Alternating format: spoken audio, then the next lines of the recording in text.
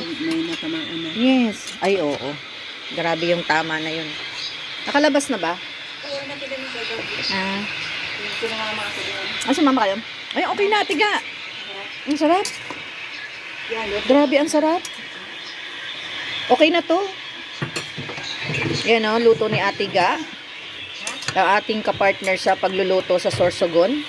So, siya naman na ngayon ang nagluluto na naman. Yan o, gulay. wala nang ano.